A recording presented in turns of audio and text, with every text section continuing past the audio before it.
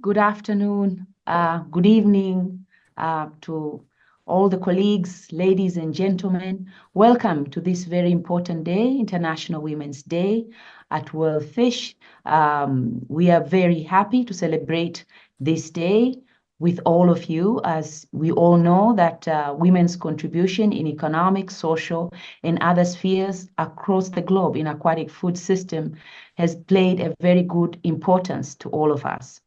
As World Fish, we are happy to celebrate this very important day with our sister institution, International Rice and Research Institute, IRRI, and International Water Management Institutes, IMI, and our colleagues and friends from across the globe. Before I introduce the six distinguished speakers today, I think it is important to highlight the fact that fisheries and aquaculture sectors are crucial for food security, nutrition security, economic sustainability, and environmental conservation. While women play a very important role in the fisheries and aquaculture value chain, especially in small-scale fisheries, their contribution remain unrecognized. And whenever they participate in either of the nodes of the value chain, be it fisheries and aquaculture, their pay is less compared to men. Furthermore, women often face barriers to equal participation, leadership, access to resources, as well as decision-making within the household, communities, and even at the national level, which limit their opportunities and prevent them to really thrive and unleash their potential in the fisheries and aquacultural value chains. So the theme for this year of International Women's Day, the 2025, is accelerating action. At the current rate of progress where we are going, it will take about 134 years, according to World Economic Forum. And other researchers, including the UN Women, they note that it might even take 300 years to really achieve full gender parity. So we really have a long way to go in order to achieve that, and we are emphasizing the need for urgency and importance to accelerate the efforts to eliminate systemic barriers and biases which impede women's equality. The webinar will highlight the critical contribution of women in fisheries and aquacultural sector and the status of women who are involved in the aquatic food system as a whole. The webinar will also link efforts to the upcoming International Year of the Woman Farmer 2026. Furthermore, as we are in 2025, it marks 30th anniversary of the Beijing Platform for Action. Some of the key reflections will be made on how to build transformative initiatives today and spark action through the support of women's rights, gender equality, and women's empowerment within specific countries and across countries. We have 6 speakers, as I've noted. We have Nicole Franz. Nicole Franz is an expert in the political economy of sustainable development with a focus on small-scale fisheries. She has over 2 decades of experience working with multilateral agencies, specifically FAO. Currently, she's a research scholar at Stanford University. Second, we'll get to hear Dr. Nikita Gopal. Dr. Nikita Gopal is a principal scientist and head of Extension Information Statistic Division at the Indian Council of Agricultural Research Center, Institute of Fisheries and Technology, Kochi, Kerala, India, with over 27 years experience in fisheries. Apart from many hats, she also is a founding member and currently the chair of Gender in Aquaculture and Fisheries Section, GAFS. We are really looking forward to hear from her to get the Asian perspective on how women have been involved in the aquatic food system and how to unleash their potential. From Asia, we'll get to travel to the Pacific. Today, we are traveling across the global south, the Pacific, where we'll get to hear from Dr. Senoneva Mauli. Dr. Senoneva Mauli is based in Australia. She's a researcher at the Australian National Centre for Ocean Resources and Security at the University of Wollongong. She has also been working with World Fish in several arenas before she got placed at the university while she was working on several NGOs on issues of marine conservation. And from there, we'll get to travel to Africa, where we'll get to hear from Dr. Kafayat Fakoya, who is a researcher, an academic, a scholar, a consultant, is a key advocate for sustainable practices in fisheries and aquaculture. Currently, she serves as the Secretary of the Gender in Aquaculture and Fisheries section and holds pivotal position on Board of Trustees of Community Cash. She has also served in several arenas, such as the reviewer of CGIAR research, among others, and taught at the University of Lagos. And currently, she's also has several position of lectureship position in the universities in the US. From there, we'll get to travel to Latin America. After we have heard the African perspective, we'll get to travel to Latin America. We'll get to hear from our very own Dr. Sara Bonilla Anariba, who is our postdoctoral fellow at World Fish. She's an environmental sociologist with a specialization in human dimensions of natural resources. There we'll get to hear a very deep case study of the Honduras women fisher communities. Then lastly, we'll get to hear from the World Bank perspective from Juliana Castano Isaza. Juliana Castano Isaza is a marine natural resource management specialist at the World Bank. She previously served as a gender focal point for the Pro-Blue Multi-Donor Trust Fund program.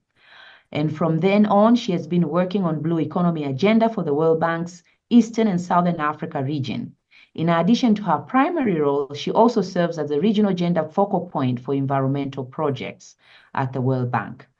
So we have a full program today. After you have heard from them, then we'll go to the question and answer section, where we'll have a chance to ask them questions and also get to hear their perspective. And after that, we'll close the day.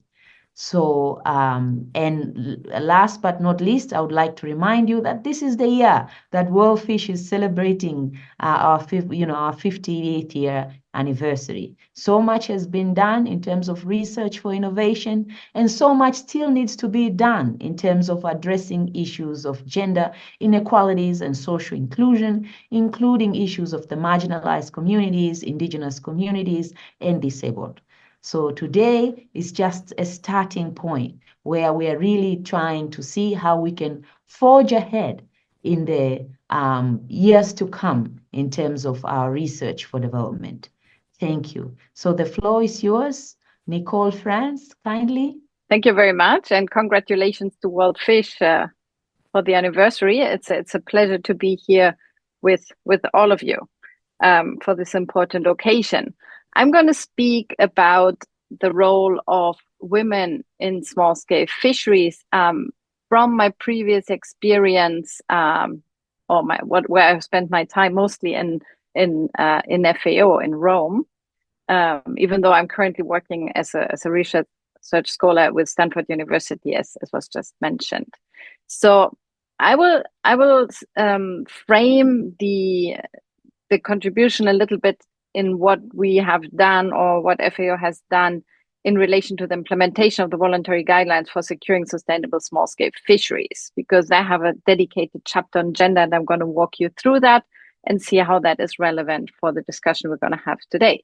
But first, let us all remind ourselves why we should focus on women. And we already heard a little bit about this. And here I want to kind of share some points on the rationale for gender and social inclusion in aquatic food systems. We all know that we now have gender equality and women's empowerment really globally recognized through the Sustainable Development Goal number 5. So that's really a major commitment that was done at the global level that we all should be held accountable to. We also know that aquatic food systems are intersected by macro and micro patterns of social and gender inequalities and inequities that still persist. And the invisibility of women in the aquatic food systems is particularly strong. We heard, as was just mentioned, that women participate in all the nodes of the value chain, but they're often only perceived in a rather informal or supportive role. But aquatic food systems are really vital for global food security and provide important sources of economic livelihoods for women and other marginalized individuals across the globe. And this situation with the lack of still recognition of women often leads to women still being more vulnerable to external shocks and experience a high degree of socioeconomic marginalization and poverty. And this is why they require specific attention in crisis response to avoid responses that are worsening these inequalities. So let us quickly look at what we know. We know that women actually account for 15% of those that are in the harvesting segment, actually in fishing. We often think about women processing, but 15% of the people are actually women that are actually harvesting the fish. And on the other hand, as you can see from this nice graphic here, 90% of all people in processing jobs are women. Now, let's look at the absolute numbers. What does it mean in terms of millions of people involved? From this FAO World Fish and Duke University study called Illuminating Hidden Harvest that estimated the contributions of small-scale fisheries to sustainable development, we know that 60 million people are employed in small-scale fisheries, full or part-time. And in addition, 53 million people are engaged in subsistence fishing. And these people together also have about 379 million additional household members. So if we take them all together, about 500 million people actually depend on small-scale fisheries, at least partially for their livelihoods. Most importantly for today is that 45 million of these people are women. So 4 out of 10 people engaged in small-scale fisheries, either in value chains or in subsistence, are women. And I'm not going to go into the details here, but that's the number I want you to take home. I also take the opportunity to draw your attention that a Nature article came out in January that was focusing on the multidimensional contributions of small-scale fisheries. And that was recognized as being so important that it actually got the cover of Nature. And what you can see here is a shift in the narrative, how we usually see small-scale fisheries. We do not see a man, we do not see water, we do not see a boat, but we see a woman, and she's processing fish from inland fisheries. So that is to highlight the importance also of small-scale fisheries. Now, very quickly, some thoughts of what we can do, given that it's about accelerating action. One really basic thing is gender mainstreaming. And this text that you can see here, that I don't want to go into in detail, is taken from the small-scale fisheries guidelines I mentioned before, from chapter 8, which is on gender equity. And this first paragraph in that chapter basically calls for gender mainstreaming. That is really the bare minimum that should be done. And that basically means integrating gender equality perspectives in all stages of policies, programs, and projects. But more importantly, there's a need to go deeper and to actually address the root causes of that gender inequity. And for that, gender transformative approaches are increasingly gaining importance, because they really try to remove the structural barriers to gender equality and challenge the distribution of resources and allocations of duties between men and women.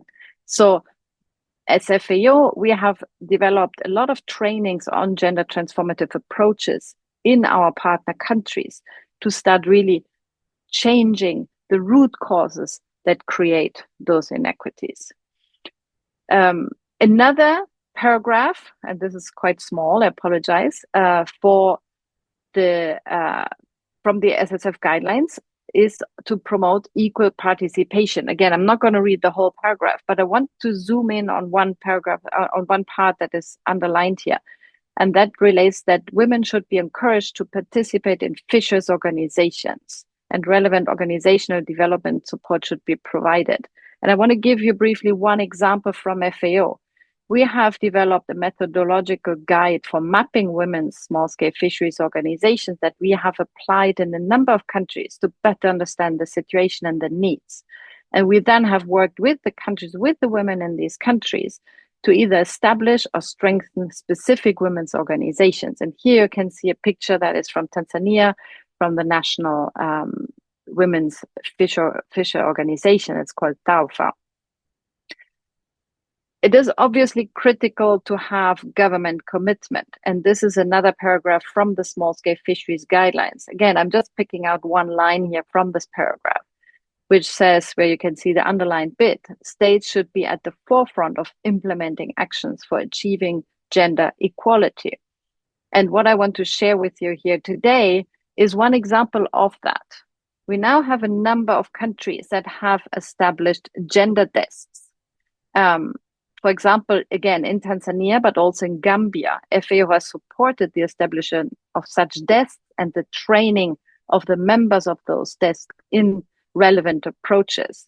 What emerged is that it is important to keep in mind that different levels of awareness and consideration of gender issues need to be taken into account, and that there needs to be a multi-sectoral and multi-level intervention that is focused on the replicability and partnerships in order to succeed when such gender desks within the ministries of fisheries are established. But this is really an expression of political will. The last paragraph in the small-scale fisheries guidelines refers to better technologies and that are appropriate to women's work in small-scale fisheries. And you can see some examples of such technology here. That can be, for example, solar-powered ice plants or cooling facilities, or the tent, which is like a solar dryer tent, and the cool boxes that you can also see. These are fundamentally important for women to be able to conduct their work. And as FAO, it's very hard to see here, but on the right-hand side, you can see a publication that has been developed by FAO to capture post-harvest practices for empowering women in small-scale fisheries. And in this case, this has been conducted for Africa, where across countries with women, such practices have been identified, have been documented. And then some of those have also been developed as videos, as learning videos that we are then using to work with fishing communities also in other countries in trainings to show and illustrate how those techniques look and really help transfer them and help the uptake of that. And with that, I just want to thank you, pointing to yet another resource that FAO has developed, a handbook towards gender equitable small-scale fisheries governance and development, that you can find all of this on the FAO website. And with that, I want to thank you, and I just want to remind all of us again that gender must be considered to fully understand and support the contributions of small-scale fisheries to the achievement of the Sustainable Development Goals. Thank you very much. Thanks a lot, Nicole. I mean, what a way to start us off, reminding us, the voluntary guidelines for securing sustainable small-scale fisheries, showing us all the efforts that FAO and partners have been taking within, the countries in order to mainstream gender, and even do some gender transformative work and addressing issues of post-harvest loss through climate smart technologies. That's very wonderful. With that good start, we would like to give the floor to Dr. Nikita Gopal to share with us the Asian perspective on the status of women in aquatic food system. The floor is yours, Dr. Nikita. Thank you very much, Dr. Rahma. And happy 50th anniversary to World Fish, and warm greetings to everyone present on the occasion of International Women's Day. Just a reminder that every day is Women's Day. So as we focus on different regions of the world today, which are going to follow, and look at women's engagement in aquatic food system and explore her stories, we realize that globally there are similarities at all levels of engagement, as well as the challenges that they face. So women are found, as Nicole just mentioned, along various nodes of the fish value chains, including harvesting, aquaculture, processing, or trading. And as already mentioned, 1 in 4 persons working in small-scale fisheries is a woman. We should also remember that she shoulders reproductive responsibilities that need to be factored while defining her work in fisheries. And 2 examples from India, I would like to bring to focus how the work that women do often gets overlooked, and also how a gender-inclusive approach can make women partners in the growth story of fisheries and aquaculture, allowing them to benefit from it more equitably. I will also share an initiative of the Government of India in trying to address the gaps in data in the sector, integrating digital tools to make this happen. I begin with stories of women gleaners in Kerala in Southwest India. We were honored to host 40 of them at my institute last week. Gleaning was considered as an activity that is on the decline, but surprisingly, we found that it is still a major source of livelihood along the Vembanad Lake, which is the largest lake in India, and it's also a Ramsar site. Coming from different villages along the lake, the women gleaned fish, shrimp, and shellfish in small groups of close kin, which are often intergenerational. The women reached, as you can see, fishing sites on small motorized canoes, which they hired. And most women kept their heads above water level while gleaning, but there were others who dived and stayed underwater when they caught the fish. The women set out fishing very early, late in the night at about 10 and gleaned till 4 in the morning. And after a brief rest near the shore, they proceeded to sell the catch in established primary markets through the usual auction process. Unlike most fishermen groups, they are not dependent on any one particular market, but move across markets, looking at the demand and prices, and they see to it that they get the best bargain and they have a fair idea of the prices and also will not settle for anything less. The income was very important for them because it paid off loans of the family. And earlier there were conflicts with gillnet fishermen, but now these fishermen help them because they seem to get a better catch when women are gleaning nearby.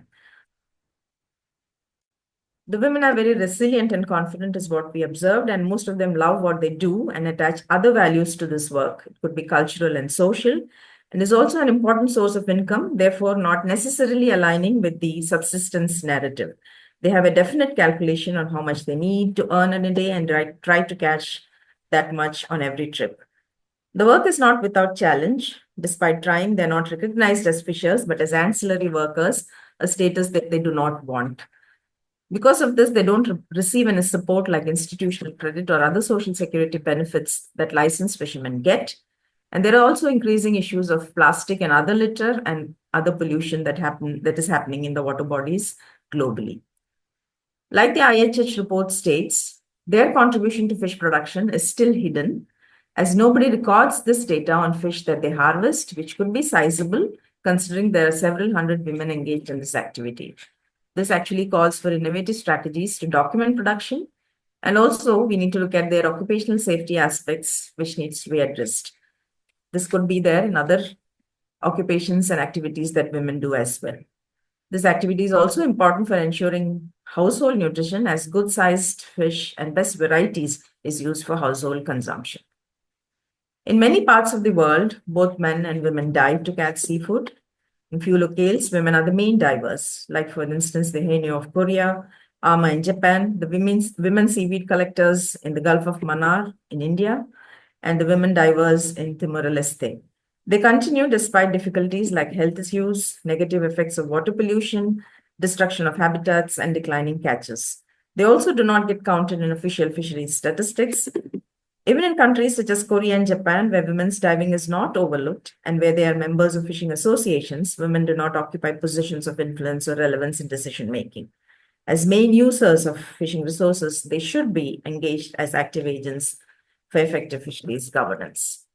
The second story is a workable model to ensure women's participation in aquaculture activities, taken up by the Center for Aquatic Livelihood, Jal Jeevika, a not-for-profit organization which partnered with several institutions to address bottlenecks in inland aquaculture and small water bodies in several states of India, which they identified as potential option for livelihoods, gainful employment, nutrition supplement, and viable business for women and men. The NGO also studied the systemic issues and identified potential solutions in association with all the partners. They developed a cycle of interventions, leveraging technical knowledge and information of experts, support institutions like credit and input providers, etc. After an initial period of operation, the implementation is handed over to producers' organizations, with the NGO then playing a supporting role for execution of the business plan. The uniqueness of this program was the focus on gender inclusion. Called Matsya Sakhis, women were trained to lead the activities. Considerable social and cultural barriers had to be overcome for women to come to the forefront. Results over the past few years are testimony to what can be achieved through this strategy, with over 1,500 trained aquaculturists, and more than 100 women's groups now growing fish. The work is now being taken to the next level, and my institution will be supporting capacity building for value addition, which has been identified as a need for market expansion. Success of aquaculture, especially in Bangladesh, small-scale homestead-based polyculture, is also mainly due to women's participation. Though at one level it is empowering, especially from a nutrition point of view, women's contributions are often underrepresented in national statistics, limiting their access to resources and decision-making platforms. We find that data gaps exist right from the lack of formal recognition of work done by women. This lack of disaggregated data has been highlighted for several decades. It's about time that we develop the mechanisms to capture this with new and efficient tools which can be tried. An example is the latest initiative of the Government of India Department of Fisheries with the National Fisheries Digital Platform, which is aimed at creating a database of work-based identities for all fisher stakeholders. There is an option to enter activities as being performed, which includes more than one activity along the fish value chains. For instance, if you're a retailer and a wholesaler, you can include both. Already about 1.9 million persons have registered, and registration can be done by self or assisted through village level extension workers. Looking ahead, I think we need to share best practices for addressing challenges, including gaps in data, look at convergence models for improved impacts, foster networking and collectivization for collective bargaining, and besides, of course, continue to propagate the core value of gender sensitization, be it in technology development, in policy making, or program implementation, and all other dimensions of fisheries and aquaculture. Thank you very much. Thank you very much. Thank you very much, Dr. Nikita, with that wonderful presentation where you have really walked us through in terms of the status of women in the fisheries and even aquaculture sector in Asia, and provided very good example of the models that are working in India and how the government of India is really trying hard to address the issue of having sex disaggregated data by creating that digital platform. I think these are some of the efforts that are really good to showcase in terms of how government can be able to champion or to try at least to bridge that knowledge gap that still exists in terms of gender, in terms of resources, among others. So without further ado, I would like to move to the Pacific. We'll have Dr. Senoneva Mauli to share with us her perspective of the Pacific region. The floor is yours, Dr. Mauli, kindly. Well, thank you again for the opportunity. And in my early introduction, I'm from the Solomon Islands. However, I'm dialing in from Wollongong, where I recently took up the job with the University of Wollongong. So in that, I will begin with acknowledgement to country. On the land that I study, I work, and I live, I acknowledge and respect the traditional custodians and cultural knowledge holders of the Dawo country. I acknowledge my respect to the elders past, present, and those emerging.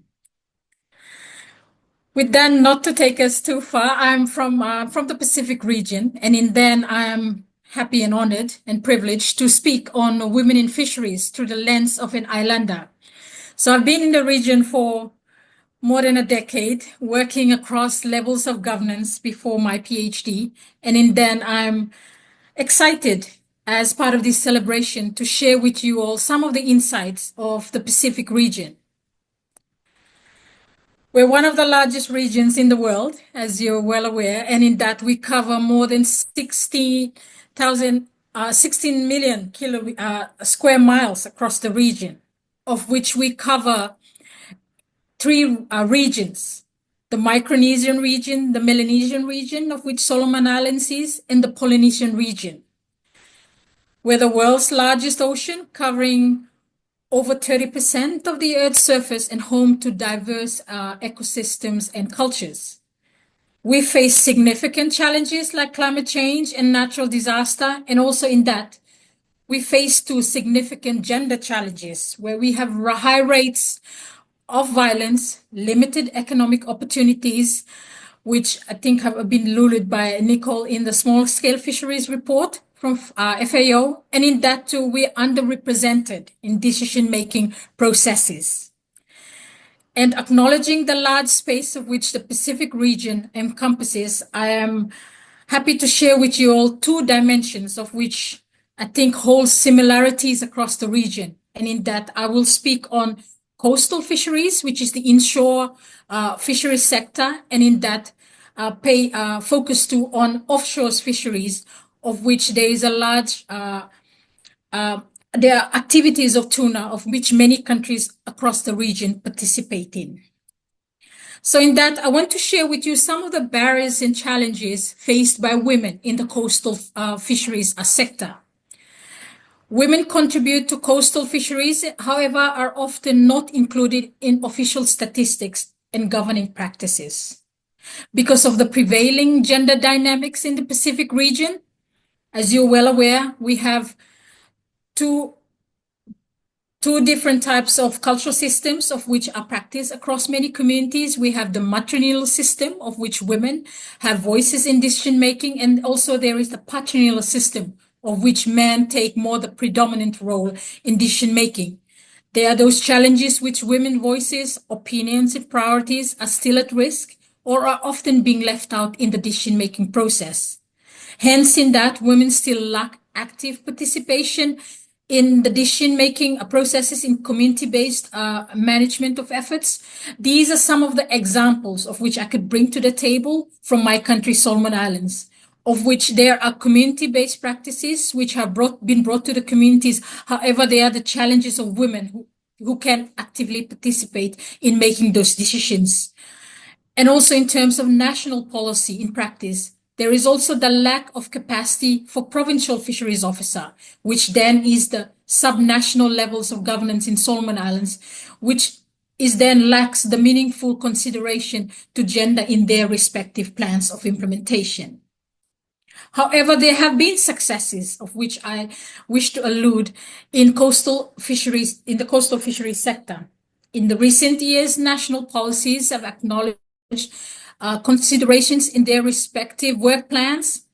For example, the Ministry of Fisheries and Marine Resources, and so is the Ministry of Environment, Climate Change, Disaster Management, and Meteorology, now have gender focal points, which is a requirement under the National Gender Action Plan.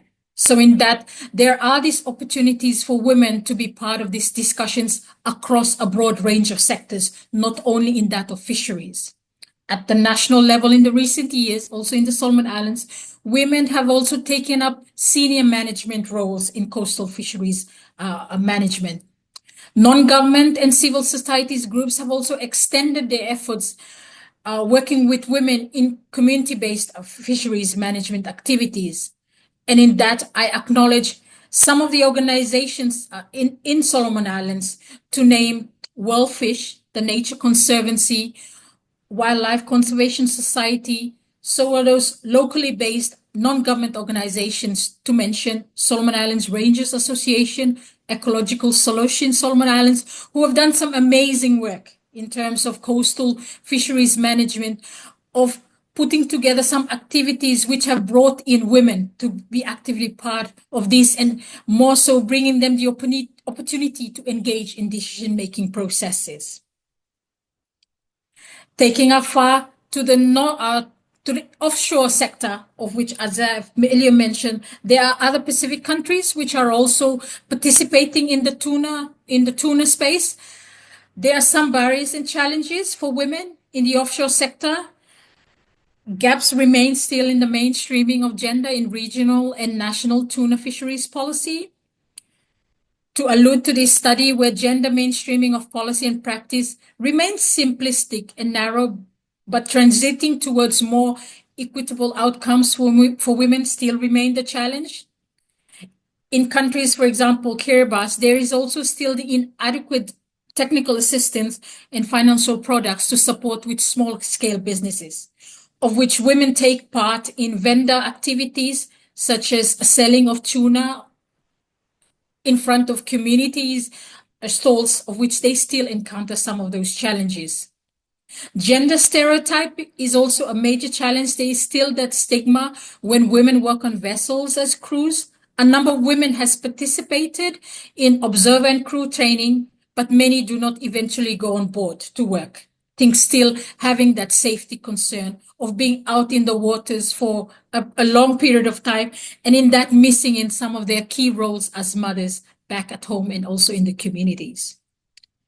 Though there are those challenges and barriers, there have been some successes in the offshore sector where women has made up a large proportion of the workforce in tuna and coastal fisheries supply chains. And bringing a close example to home in the Solomon Islands, there are opportunities and roles available for women in the tuna fisheries part of the value chain, mostly working in onshore administration, fish processing, packaging, and marketing. To share to that, there are some examples which I have. You could see the picture on my slide. That is the Solomon Islands tuna cannery, of which 95% of the processing line workers are women. Also in Solomon Islands, the National Fisheries Development Organization, their fleet manager to date is a woman. And also to acknowledge in Fiji, the general manager of the Solanda company is a woman, and 2 women hold leadership as roles of captain and quality control. So in that, women over the years and in the recent years have been acknowledged to some of these senior positions within the offshore sectors. Women are also engaged in tuna value chains, such as small-scale fish vendors, and also women play a prominent role for subsistence and processing for home consumption and for sale in the local markets. So with these acknowledgements, I acknowledge the women of all walks of life across the Pacific region and globally. I acknowledge women, their dedication and commitment as mothers, and convenience of the very first education we had, and celebrating this very important event. And in that too, I thank you for the opportunity to be part of this distinguished panel of such aspiring women. Thank you, Thomas. Thank you, Dr. Senoneva, for this very powerful presentation of the status of the woman in aquatic food system in the Pacific. I'm sure we all learned a lot about the successes in the coastal fishery sector in terms of the policy that have really been able to making sure that, there's a gender focal point in the ministries, among others. That's something to be applauded. And we have also learned the offshore sector where there are a lot of women who are in the senior management position. And these are the trajectories that we really hope to see people who are working in this space like me to see those development. So that's very good. It gives hope to the region, especially the region that a majority of the people's livelihood relies on fishery sector. So that's successful. That's wonderful. Now we are going to move from the Pacific. We're going to travel all the way to Africa. We have Dr. Kafayat, who has been really a very good partner with World Fish in several different aspects, working in several of our Nigeria projects, among others. So welcome on board, Dr. Kafayat, to provide us that African perspective. Thank you. So as I said, I'll be presenting a snapshot of the status, constraints, and opportunities of women in fisheries and aquaculture in Africa. I've tried to put pieces together from different parts of Africa so that it won't be as if I'm biased towards any of the regions. Next slide, please. So I will start with the roles of women in the fisheries harvest, in the fisheries and aquaculture sector, principally with the harvest sector. Women in fishing, both in inland and the marine ecosystems and fish farming, are typically less than men in terms of participation. Now, in Africa, 10% of Africa forms 10% of the global totals of women and men fishers and fish farmers. And by sector, there are more women involved in the inland fisheries, more than aquaculture and the marine fisheries. But by far, Africa has the largest number of women fishers, that is subsistence fishers, indicating the importance of fishing for food security. In the post-harvest sector, women principally play a crucial role, and as much as 59% involved in the post-harvest processing, including drying, sorting, salting, and smoking fish before it gets to the market. And in the pre-harvest sector, women are typically involved in gear construction because there is this gears, but they do make gears. They're also involved in mending of the nets. And they're also involved in procurement of boats and equipment, which they at times loan out to the fishermen, and they also take part in pre-financing of the fishing trips. Next slide, please.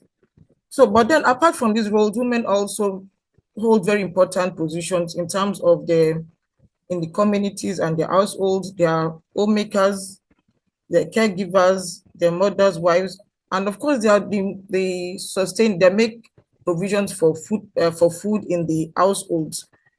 So women are also entrepreneurs and leaders. Some of them are known as fish mummies, and they are sources of informal credit to the fishermen or to other fish traders.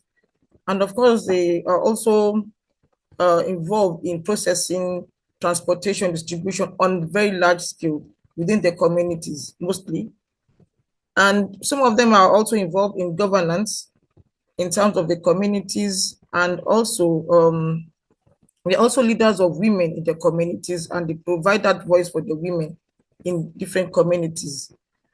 In Ghana, for instance, and in other parts, like in Kenya and Tanzania, where you have women in the octopus fishery, women appear to be more responsible in terms of fisheries management because they support the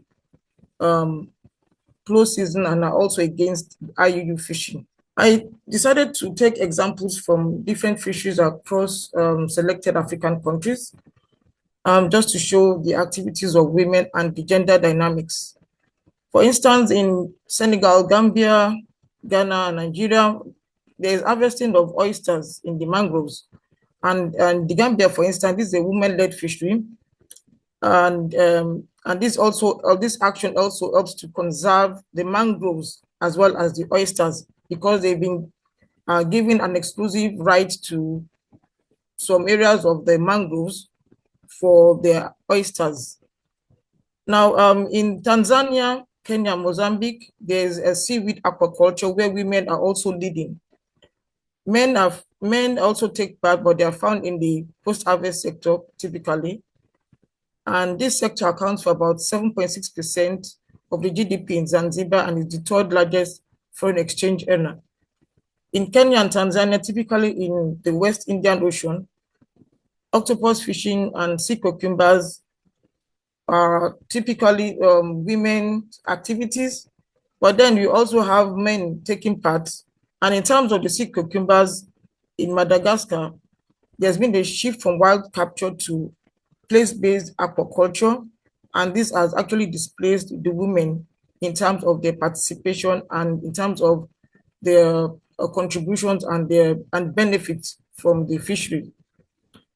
In the now perch fishery in East Africa, there is a shift also where you find more men occupying the fish trading niche, which is typically a women, or used to be a women's arena.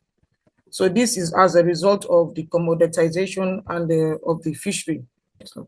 So there are also gender gaps as a result of so many factors of the gender dynamics, which has shifted, the roles or the contributions and participation of women more to the men, and other varying factors.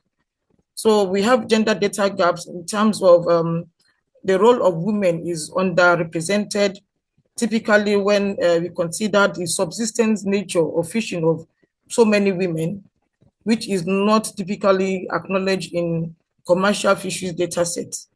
Then there are also complementary activities women are involved in. And of course, that includes the caregiving and household work, which typically supports the fisheries. But then these are also not recognized as work because they are not paid. There are also policy and legal barriers. These are systemic. Women's fishing spaces are typically in the nearshore areas and the wetlands, such as mangroves, but they do not have access to these in terms of when you think about this security of tenure. So as a result, they are deprived of having any access, any permanent or any access to fishing areas. And this also means that the access to fish is not guaranteed. The women are often left out of policy development, and this also limits the type of change that they can influence. So I mentioned earlier that commoditization and export trade mainly have resulted into gender dynamics from shift from the women leading or being dominant in the post-harvest sector, typically the trade, to men. And this is more apparent in the Nile perch fishery, which has also exacerbated the exploitative practice of sex for fish. Although there are also efforts to curb this by NGOs such as Pathfinder, and in Malawi, they also launched a strategy for HIV and gender HIV and HIV/AIDS, to curb the spread of the disease, which accompanies the sex for fish issue. Now, the commoditization has also affected other fisheries such as the sea cucumber and the octopus fishery, and this has resulted into male dominance and less income for the women. In the seaweed sector, we still have the women dominant, but then they also have issues because they are being exploited by the foreign traders. This is aside other operational issues that they are facing in terms of the low yield as a result of climate change, pests, and the attack by epiphytes. There are also gender norms and social cultural barriers, which has actually limited the access to resources and opportunities. And this affects both aquaculture and the small-scale fisheries sector. Women in aquaculture are presented in managerial roles, despite that they have equal educational qualifications. And that is why you find more men dominating hatchery productions or hatchery operations, while women are typically found more in the processing sector and also in the administrative sector, which are not as lucrative in terms of benefits or payments. So in several African countries, however, there are also emerging opportunities. There are laws that have improved the access to land and offer soft loans to women. Protecting, and there's an opportunity that could be emerging, and that is protecting women's access to fishing areas. Not only guarantees them the access to fish, but would also support or enhance fisheries conservation or the environment or the conservation of the environment. And this will as well lead to multipliers effect in terms of the ecosystem services that are provided by wetlands, which are tangible and intangible. So aquaculture offers an excellent opportunity as homestead activity that women can be involved in, and is also a very good form of rural employment. Gender mainstreaming in fisheries is evident in countries like Ghana, Malawi, and Tanzania. A systems approach to blue food systems transformation is also an emerging opportunity, whereby there's a feedback loop, connecting the demand and the supply sides. And another opportunity is to ensure that there is a continued education of women, particularly in the fishery sector, or rather in the aquaculture sector, where there's a high level of technicalities also involved. Closing the gaps is necessary. And in the past 40 years, there has been a leap in terms of the educational attainment of the women. Another entry point is leveraging on the social capital and networks for collective action, advocacy, and enhancing local savings group. In Africa, typically, one of the sources of informal credits is through social capital.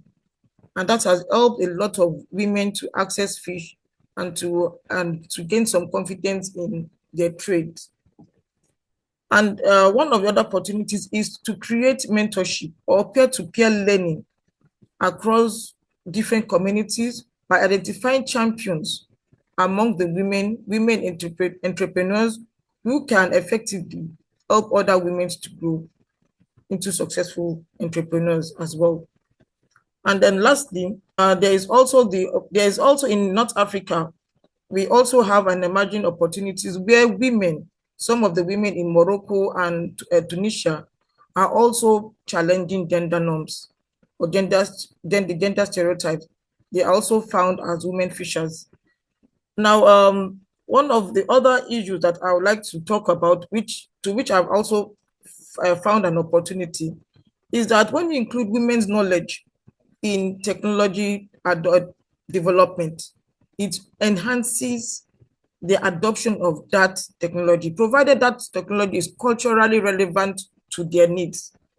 And that has been one of the areas that has not been well represented in terms of these fish smoking technologies that are available.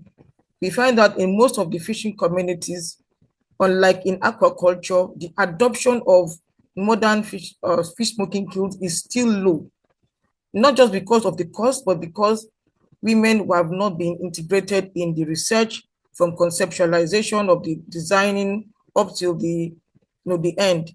So this has annihilated women actually from being part of the research and from not showing enough willingness to want to adopt some of the technology available. So this is part of the prototype drum oven shown here is what I and my team did some time ago.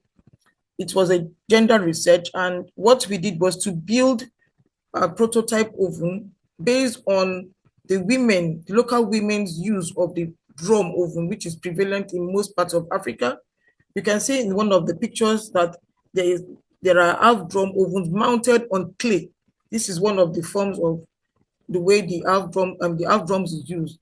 So what we did was just to conceptualize a prototype by using drum, and by making sure that we had it cut and fabricated into a modern form for their use. But this was also done with their own participation, and they also partook in the evaluation of this prototype, and it was actually well.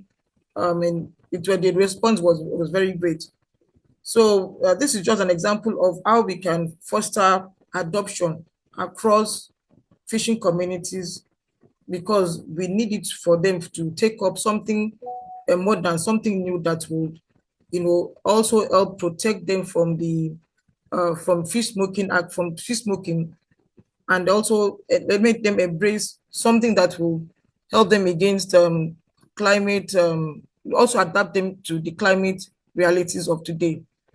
So these are the source of the information is also available on the slide as well. So I want to thank everyone, particularly Rahma and the team, for making this possible and for contributing to the formatting of my presentation. Thank you. Thank you very much, Dr. Kafayat, for a very wonderful presentation. You have taken us to the high in terms of providing us example of some of the, countries that have really been able to provide, avenue for women to access land and access soft loans, such as Egypt, South Africa, and also Ghana. And you have taken us also to the area of mariculture, which is, one of the areas that, World Fish is currently embarking, through the AABS project, the Asia-Africa Blue Superhighway project, and provided insights in terms of the GDP contribution that, women are also really taking part in providing that. And so many other interesting things, such as the localized technologies that can be used for processing fish that are contextualized to the women's need. This is fantastic. What a way to take us through the day today. And now we are moving towards Latin America. We have our very own Dr. Sara Bonilla, who's going to share with us a perspective, a deep dive of the women from Honduras. The floor is yours, Sara. Rahma mentioned, I will talk about my research in Honduras. I will present one of my research projects that explores gender dynamics in marine protected areas management. So as introduction, as we already discussed and the previous presenter mentioned, although women play a crucial role in fisheries and their contributions are significant to the fisheries sector, but also to the marine conservation sector, their participation is still very low in decision-making processes. And that was the motivation for my study, understanding why women's livelihood and uses of marine resources were not acknowledged in the design and the management of these areas. So I conducted the study in the Mesoamerican Reef, which is a priority area for protecting coral reefs. And I collected the data in 2 marine protected areas in Honduras. One is the National Park Cuyamelo-Moa, and the second one is the National Marine Monument Cayos Cochinos. So the idea behind these 2 sites was trying to understand how marine protected areas governance structure influence allows or hinder women's participation. And Cayos Cochinos was the first MPA established in Honduras in 1993, and Cuyamelo-Moa is more recently established in 2012. There is also a difference in the ethnic composition of these 2 MPAs. Cayos Cochinos is mainly African descendant, while Cuyamelo-Moa is mainly mestiza. So I used feminist political ecology as my theoretical framework, which main argument is that men and women use differently natural resources, therefore they have different knowledge, different needs, and different priorities. And because it's a feminist theory, I also try to use a feminist methodology, which is photo voice, that is a feminist action research method that consists in researchers providing participants with cameras and training them to take pictures that reflect the realities. So in this case, I asked my participants to take pictures that represent how they are using and managing marine resources, and also pictures that represent the barriers and difficulties that they face to engage in marine governance. So these are kind of the steps, like you train them, you also make discussion, focus group discussions to see the common themes, and they can share their pictures and the stories behind to each other. And the last step is making an exhibition where you invite local authorities, NGOs, community leaders, and donors, so they can share their stories, or their stories based in this case on how they use marine resources and how they are engaged in the management of those resources. So part of the findings is that women's roles inside the household, but also at the community, is contributing to the fishery sector, but also to the marine conservation. They are not only users, but they are also guardians of these resources. And some of them are in community leadership positions that allows them to promote environmental sustainability with the young generations. And in particularly in the African descendant communities, women are considered the knowledge keeper, the cultural and ecological knowledge keeper that transfer this knowledge to the young people, even the language. So you will see elder women at the schools during not school hours, teaching the kids how to speak their local language. So women as users, they use marine resources mainly for 2 purposes: food security and income generation.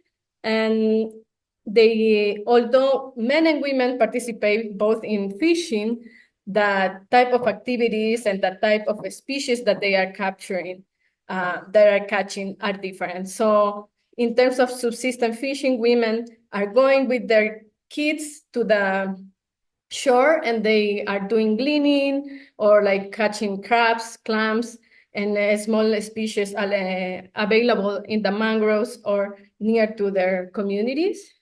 And especially their catch is very important for food security, household food security, because mainly men catch is for commercial purposes, but women's catch is going to be prepared for household consumption. They are also engaged in commercial fishing, not doing the catching per se, but more in the post-harvest activities, like cleaning, filleting, and packing and selling the fish.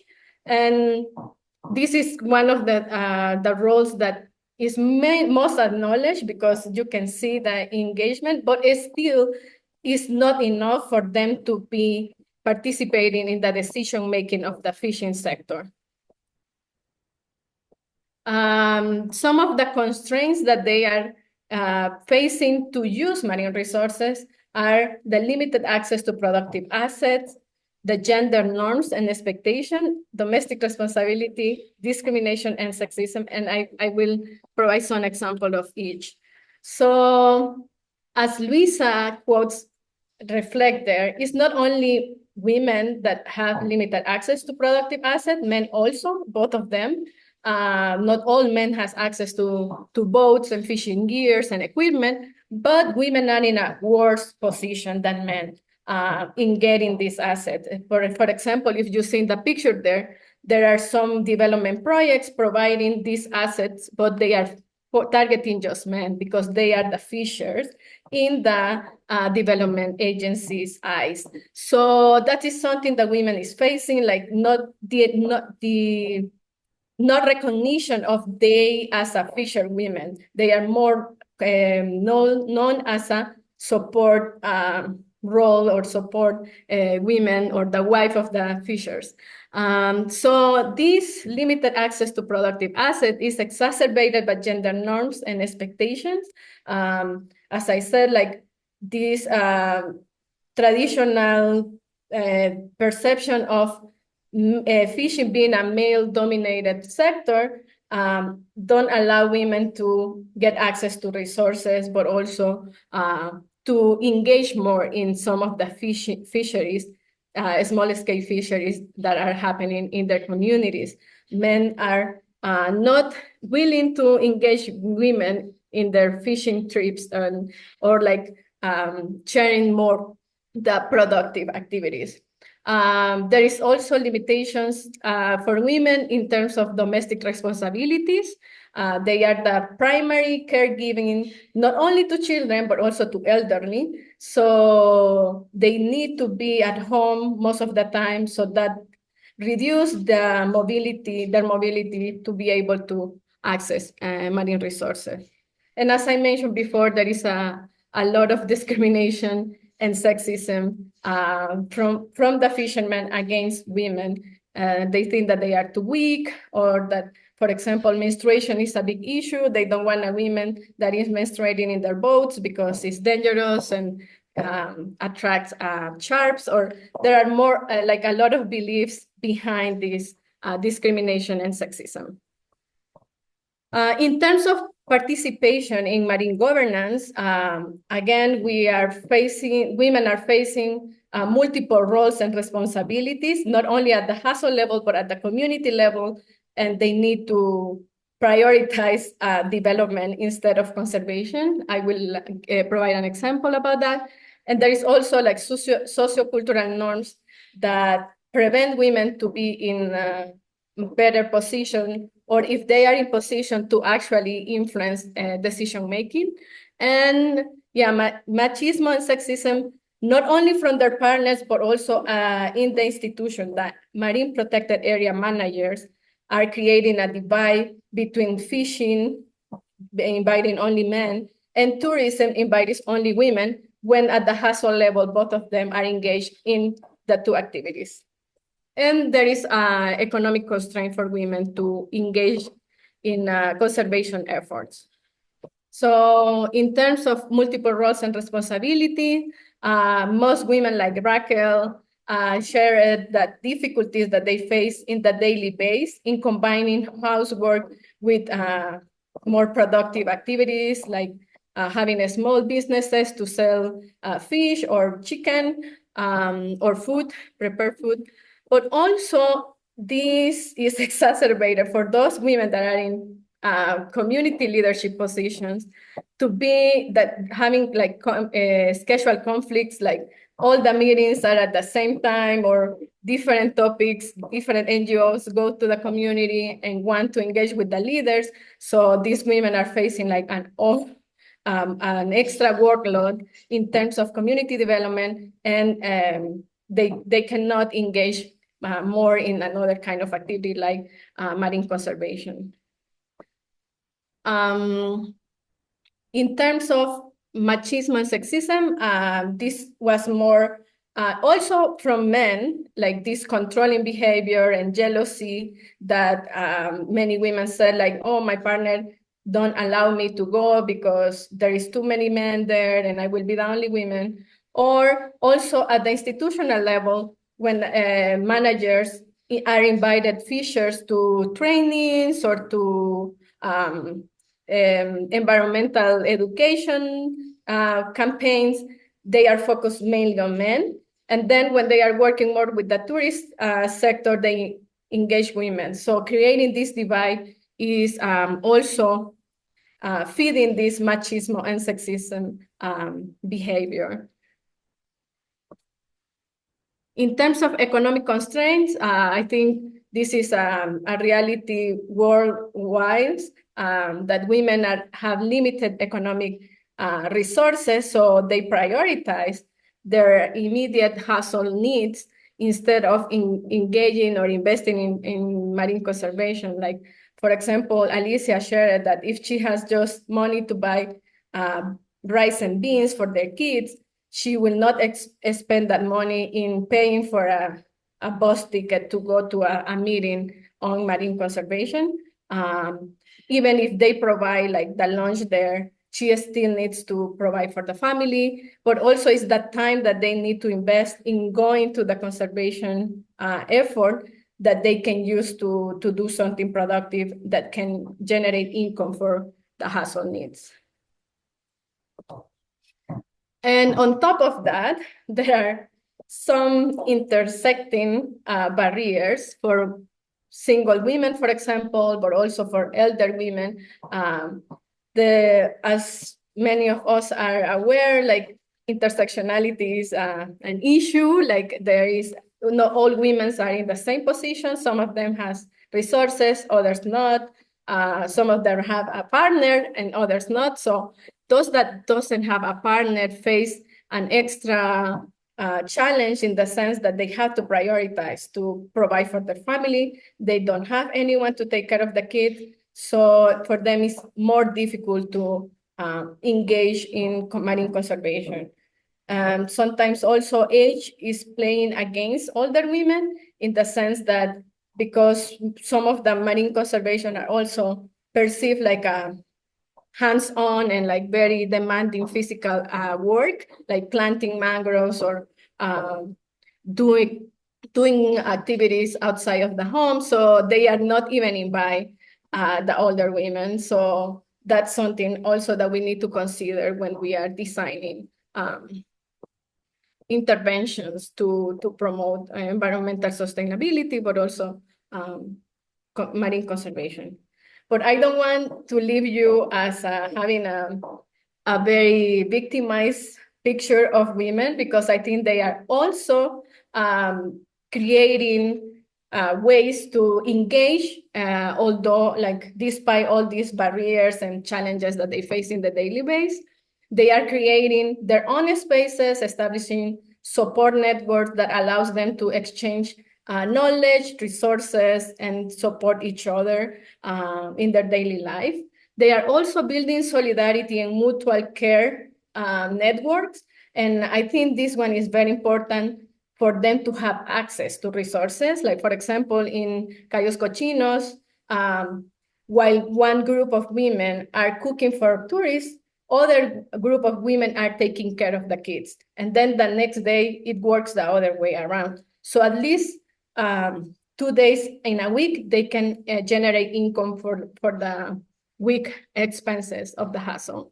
And in the case of Omoa, they have like these saving groups that allows them to save together and to help each other in times of emergencies, or also to invest in their small businesses. They are building alliance. They are reaching out to stakeholders, those women that are in community leader positions. They are very active. They go to the local authorities. They look for, they seek development opportunities with donors, and they bring them, and they are trying to already map their needs and the kind of things that they want to be developed in their communities. And finally, they are crafting new marine governance approaches, like, MOA. They created this group of women that take care of the mangroves. They do it on Sundays because it's the day that their kids are not going to school, so they can bring them with to the planting activities. And I think they are shaping these initiatives, very local, community-based conservation effort, according to their capacities and their needs, like very locally, that they can go walking, or like with very small boats, paddling. So I think we need to support that kind of already in local initiative that come from them and their capacity. We are not adding extra burden, because it's something that they are already conducting, and is a more effective way to help them, instead of adding an extra layer of community work or environmental work. So that's it from my side. Thank you for your time, and this my contact information. Thank you very much, Sara, for that insightful presentation, taking us to the Honduras, to the deep dive there, where we learned a lot. I mean, there are social norms that impinge women to be really full-fledged in the fishery sector, but we are also seeing opportunities that they have really created for themselves. And, as they're building their resilience, as they're trying to manage, the resources they have, and building their collective agency together, so that they could, be able to thrive and live productive lives. So we really appreciate for that. And without further ado, because of time, let's welcome our colleague and friend Juliana from the World Bank, who will provide us the perspective of gender responsive initiatives that have been done under ProBlue. Juliana, the floor is yours. Thank you. So let me start by saying that, we have a World Bank gender strategy at the World Bank. This is actually the second strategy that is building on the previous one. It's quite an interesting strategy for all of us to review. It covers all sectors. It was a very in-depth work with all the experts. So I encourage you to look at it. And with this, I open the specific points on the blue economy. I will present more of an overview of what we do at the blue economy instead of only fisheries, given that a lot of the women that are engaged in fisheries, perhaps they are engaging in fisheries because they don't have other opportunities as well. So I will present an overview of what are the different entry points that we see. So first of all, we want to move beyond the sex disaggregated data. This is quite important because most of the projects in the past were only focusing, the number of beneficiaries of whichever were women, and we don't want that. We want to just think about, for example, these highlights that is taking more of a value chain approach, if it's in the fisheries sector, or supporting the reforms so they are not gender blind, as Sara was just talking about. How can we support women participation in all the emerging and traditional blue sectors and the decision-making processes? So here I present a brief explanation on how are we closing the gender gap in fisheries and aquaculture. For example, removing constraints for more and better jobs. With this is an image from Mozambique. This is one of the projects that we support. This is an aquaculture facility and this lady is engaged in all the technological aspects in the seaweed production, for example. So we can support the technological investments that can improve the post-harvest processes. We can tackle the job segregation and wage gaps. But for that, of course, we need to understand the data. We need a lot of analysis behind. We can support the systems to reduce time that can help women manage the work and home duties, as a lot of you that presented before mentioned this balance that is very difficult for women. We also are addressing the barriers to women's ownership of and control over assets, for example, by promoting equal access to land and productive assets. This is quite important as well, given that in the coastal areas, land tenure is sometimes is not as clear as in terrestrial areas, or providing greater access to credit and resources to women entrepreneurs. These are just some of the examples. On the marine pollution, given that a lot of women are unfortunately now involved in the waste picking processes, and this is not only on the marine pollution, but we can create more formal job opportunities through throughout the blue economy agenda. So it's recognizing the role of women in the different blue economy sectors. We can increase access to childcare, that this is very critical, and foster a family-friendly work environment. This is something that we are doing in several projects at the World Bank that are, of course, beyond the blue economy. We are addressing the gender wage gap through equitable policies and skill development. The skill development is something that I want to emphasize. And we are providing women's access to finance and technology in several sectors. So how to close the gender gap in the more traditional or emerging sectors. So here, this is a very powerful picture. We can support them by access to education and capacity building that can enhance women's participation and mobility. The mobility is a critical access concept, so that they can move from sector to sector and they can apply to different job opportunities, and recognitions in the various maritime sectors, because for example, the maritime transport is very much male-driven as well. We can also support them by providing technical education, particularly on STEM fields, and we should also develop the disaggregated data, but use that to shape the actions to increase representativity. Combating the sex tourism is something key as well in the maritime transport, because we need to protect women and girls from exploitation. And you know that this happens a lot in the cruise ship, for example, industry, so we need to take action on that as well. On the integrated seascape management, we are also empowering women and girls to become more resilient against natural disasters.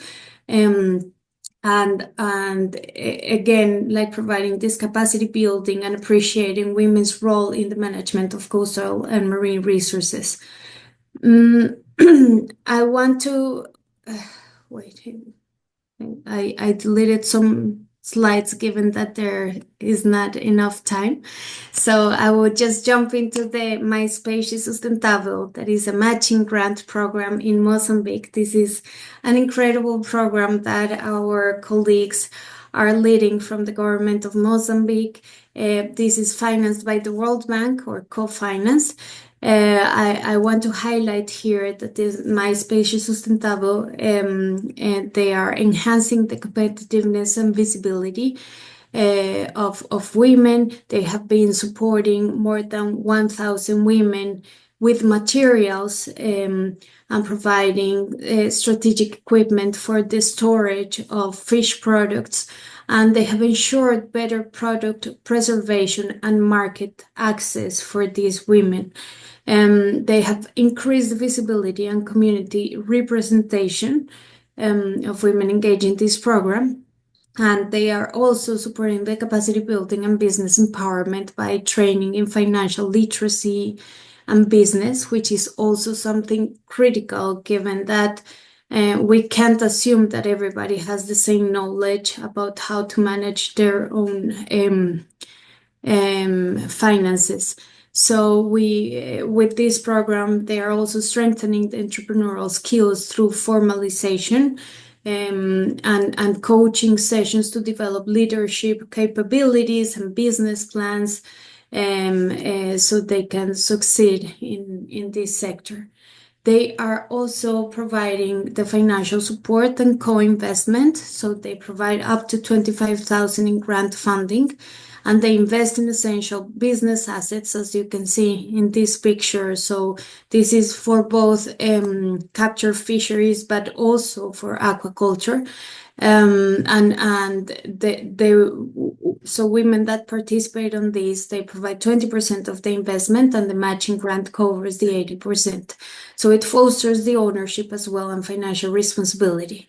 The impact on women's economic inclusion is that they empower women in fisheries sector and strengthen the decision-making and management role of women, and removes the financial and barriers that they had in the past, and encourage like the ownership on their assets. So I also wanted to mention this social protection work. We have actually, as one of the participants is Gunilla, that is one of the authors of Gunilla Greg, that is one of the authors of this handbook that will be released anytime in the next like few weeks or so. But it's a very important handbook, given that, well, we actually need social protection to support women and overall the vulnerable communities on the on job creation and providing like social assistance. As you can see here, it can be through cash transfers, creating pensions, public works, school meals. We can have target subsidies, but we can also deliver insurance in terms of health insurance, but also in an insurance that could cover, for example, after a disaster, after a cyclone, that could cover the damage and losses that they may have. Social services is also something critical, like care services and special services, as we were mentioning. The childcare is something very important for women, as they don't have, many of the times they don't have support in their houses to take care of their kids. So in this handbook, you will be able to see like what is the problem statement, why are they vulnerable, but what are these opportunities that we can address through social protection and jobs. I'm not going through these details given that we don't have more time, but one example is the coast insurance, that was the very first fisheries insurance for small scale fisheries in the Caribbean, and we were able to expand the registration data and cover more women than it was in the past in this registration data of fishers in the Caribbean, so they can access this insurance whenever there is a bad weather event. So this shows like the inclusiveness and the participation of women and formalization in this very important sector. So with this, I'm sorry about like the very quick presentation, but thank you very much for the invitation, Rahma.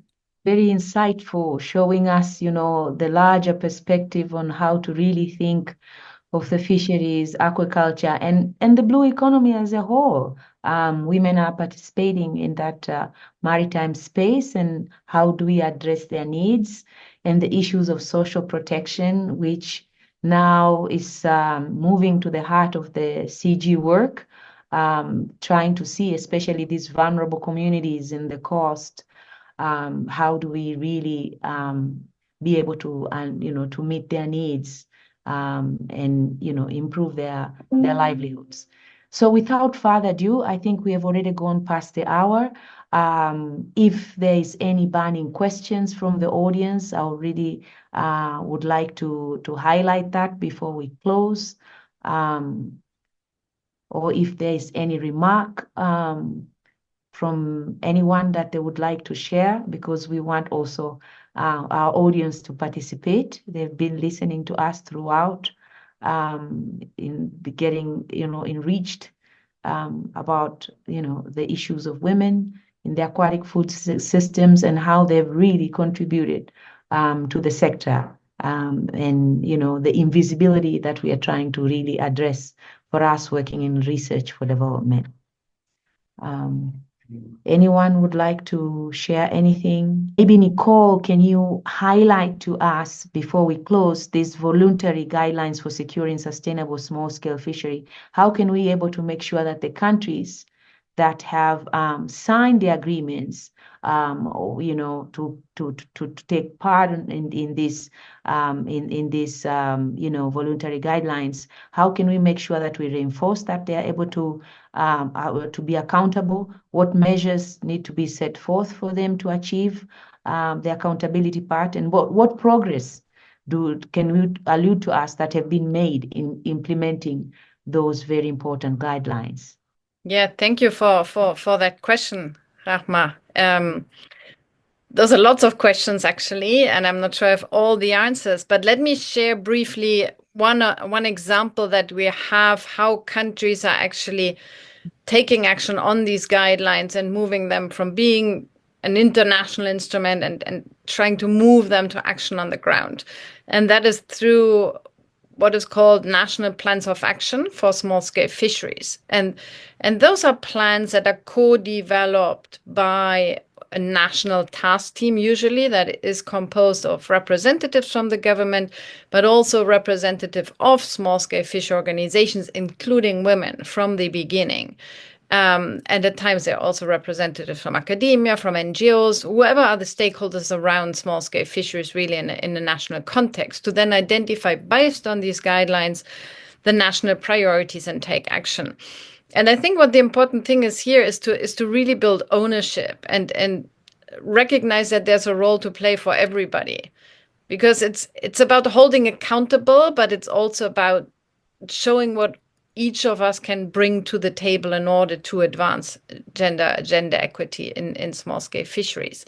And I think that that's quite important, that we also heard so many approaches, so many good examples that exist already, so that it's not only about requesting, but also in a way seeing how we can leverage what is there and how we can all put the pieces together to really advance the action. So not sure I can fully answer, but I see there's also a question. You may want to take that, Rahman, from the floor. Yeah. So I think we give the floor to Caldas Shemaine. Thank you and good day for all of you. I just want to thank all the speakers, and thank you to invite me for this event. It was a good opportunity to hearing that there is quite a lot being done to ensure that the woman has opportunity to participate in fishing and in all blue economy issues. And I get surprised that there are similarities of problems in Africa, Latin America, and other places. So it's like we have to do something to. I welcome the blue social protection from World Bank. That will help us to have something that is important to identify how can we help more. And I'm proud and glad to see that the World Bank is using the example of Mozambique on mais peixe sustentável. We're doing a lot on that. I just want to add that we have launched a couple of we have started now a new call only for women for funding in only for women. So most of the time we launch a call, and women and men can tender, can submit proposal for funding. But now we just launched one call only for women to make sure that overall 40% of funding is going for women applicants. So thank you for that, and I hope I can join you next. No, just wanted to say thank you to Caldas. He's part of Brazil, so I really appreciate that you joined the session. And thank you for clarifying that point. It's very good. We are seeing initiatives that are coming, from the ground that, launch a call for only women to participate, in getting access to funds from Mozambique. So that's very good.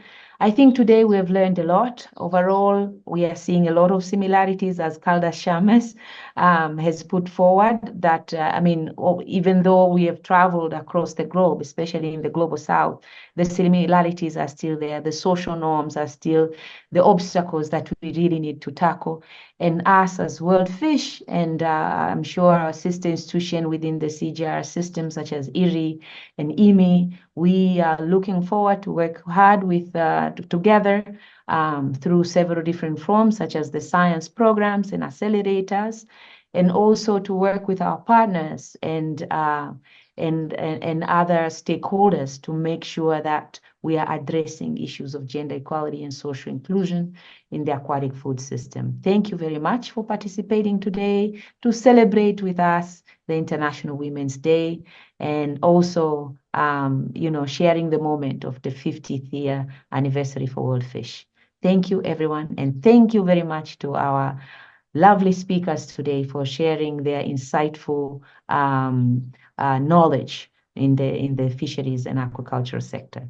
Thank you very much, all of you.